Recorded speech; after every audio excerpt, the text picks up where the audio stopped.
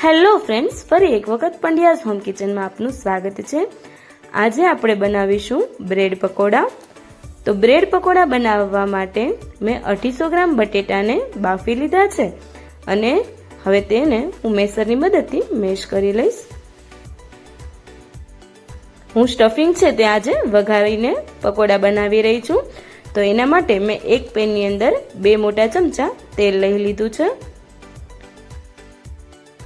તેલ આવી જાય અને તેલમાં ધુમાડા નીકળવા મળે ત્યાર પછી તેમાં હું જીરાથીને વઘાર કરું છું અને તેમાં 2 મોટી ડુંગળી છે તેને એકદમ મેં ઝીણી કટ કરી લીધી હતી તે એડ કરી દઈશ અને આદુ મરચાંની પેસ્ટ 2 ચમચી એડ કરી દઈશ અને તેને વ્યવસ્થિત રીતે સાંતળી લઈશ। જ્યાં સુધી આપણી ડુંગળી છે તે એકદમ લાઇટ બ્રાઉન કલરની ના થાય ત્યાં સુધી આપણે ડુંગળીને સાંતળવા દેવાની છે।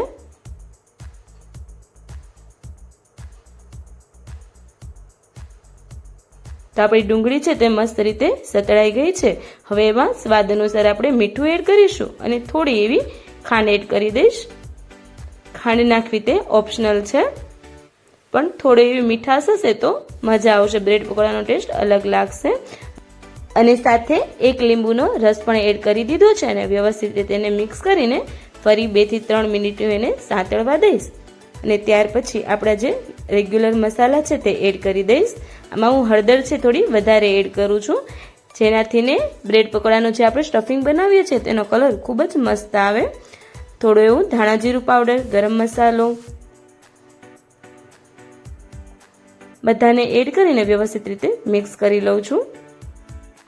આમાં લાલ ચટણી પાવડર છે તે હું સ્કીપ કરું છું કારણ કે આપણે જ્યારે વઘાર કર્યો હતો ત્યારે જ મેં ઓલરેડી મરચાંની પેસ્ટ છે તે એડ કરી દીધી હતી।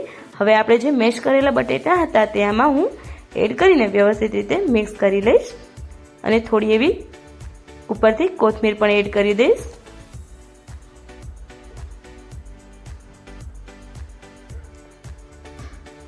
તો મિક્સ કરીને આપણું બ્રેડ પકોડાનું સ્ટફિંગ છે તે મસ્ત રીતે રેડી થઈ ગયું છે।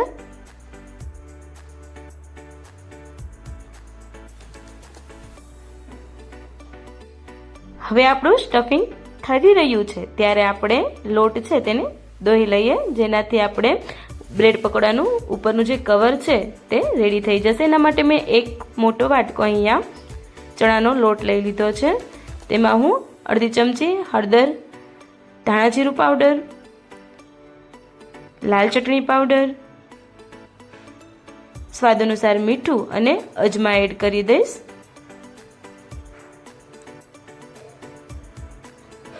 અને થોડી એવી કોથમીર પણ એડ કરી દઈશ અને થોડું પાણી એડ કરતી જઈશ અને મસ્ત રીતે આપણો લોટ છે તે રેડી કરી દઈશું। બેટર છે તે થોડું થીક રાખવાનું છે જેનાથી ને બ્રેડની ઉપર મસ્ત રીતે લેયર બની જાય।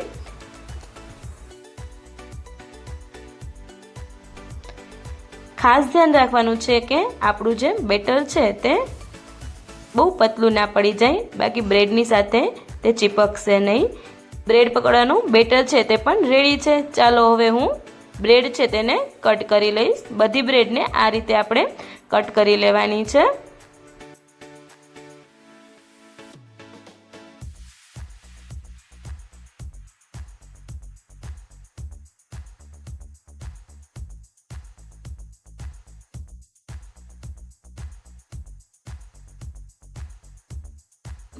બંને બ્રેડ વચ્ચે આ રીતે હું આપણું જે બટેટાનું સ્ટફિંગ હતું તે એડ કરી દઉં છું અને તેને આપણા બેટરની અંદર વ્યવસ્થિત રીતે ડુબાડી દઈશ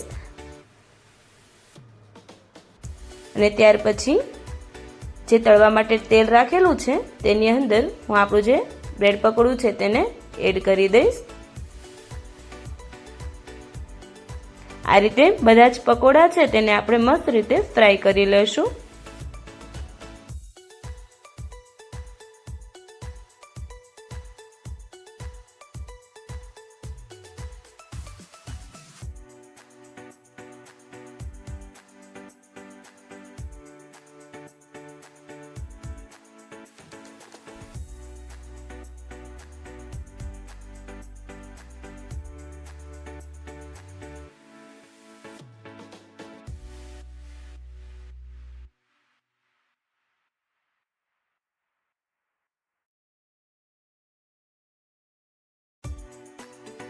અને વ્યવસ્થિત રીતે બધું જ તેલ છે તેને નિતારી લેવાનું છે અને પ્લેટની અંદર આપણે લઈ લેશું.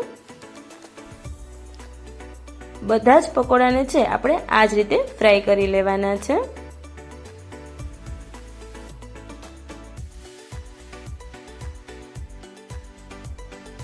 તો અહીં આપણા બ્રેડ પકોડા છે તે રેડી થઈ ગયા છે. તો હવે આને બીજી રીતથી પણ બનાવીએ. અહીંયા મેં ફક્ત વચમાં ચીઝ સ્લાઇડ છે તેને રાખેલી છે. બાકી સિમ્પલ રીતે જ બાકીના જે પકોડા બનાવેલા હતા તે જ રીતથી બનાવું છું. તમે આ રીતથી પણ ટ્રાય કરી શકો છો.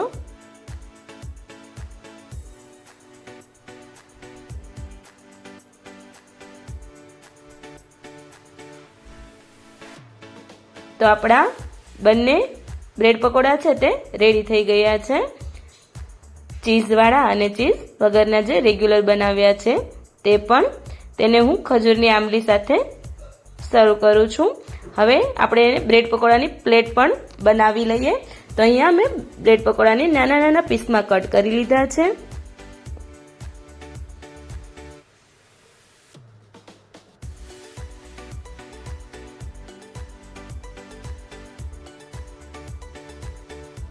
અને ઉપરથી હું ખજૂર, આંબલી અને ગોળની ચટણી છે તે એડ કરી દઈશ.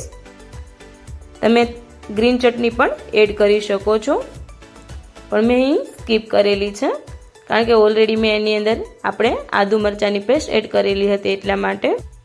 હવે આની ઉપર મેં ગળ્યું દહીં છે તે એડ કરી દીધું છે અને ઉપરથી હું જે એકદમ ઝીણી સેવ આવે છે તે એડ કરી દઈશ અને મસાલા સિંગ એડ કરી દઈશ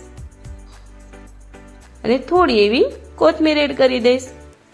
તો આપણા બ્રેડ પકોડા છે તે એકદમ રેડી થઈ જશે. તમે તમારી ચોઈસ પ્રમાણે કોઈ પણ રીતથી ખાઈ શકો છો.